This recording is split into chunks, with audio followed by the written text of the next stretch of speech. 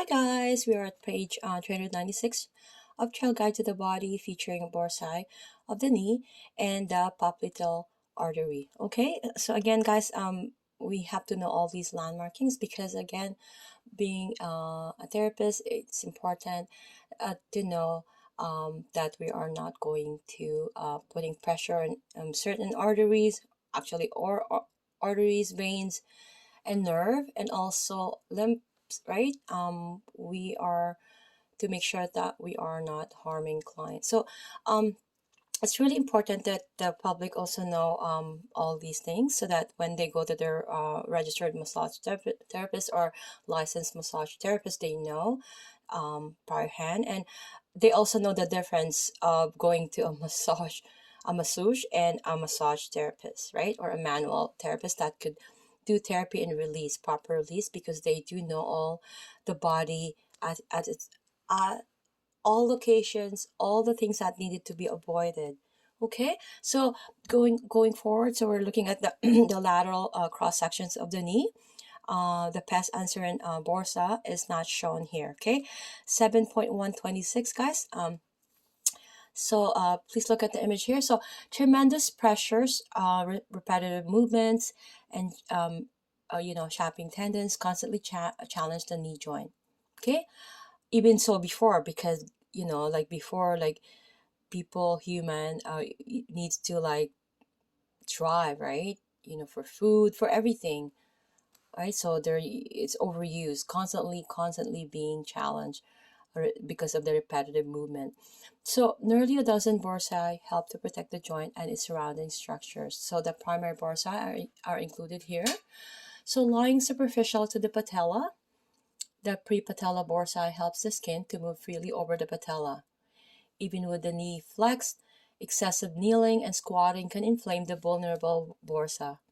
So a condition called housemaid's knee or carpenter's knee, depending on your vocation, right? If you're constantly kneeling down or you're cleaning your floor. I used to clean it with wet baby wipes, my floor. So the subcutaneous infrapatellar bursa and the deep infrapatellar bursa are located on the other side of the patellar ligament. Okay, so the deep bursa reduces friction between the tendon and the surface of the tibia. So the superficial bursa can become irritated with prolonged kneeling, sometimes called a Parson's knee or Buddha's knee, depending on your faith, right? Or if you're always praying, if you're a true Christian, you're kneeling down to pray. So the pes anserin bursa serves as a buffer between the pes anserinus tendons, those of the gracilis, sartorius, and semitendinosus, and the tibia. So when inflamed, the superficial bursae of the knee are palpable and sometimes visible. So under normal conditions, however, they are impalpable. Okay, moving forward to the popliteal artery. Kind of look at the image here, guys, where the popliteal artery is being highlighted. As you can see, the therapist is trying to palpate the popliteal area at the back. So lateral view of the right knee, feeling the pulse of the popliteal artery. Okay, the popliteal artery branches from the femoral artery to pass through the popliteal fossa at the back of the knee. Okay, it is situated deep in the fossa, and for this reason, its pulse can be difficult to detect.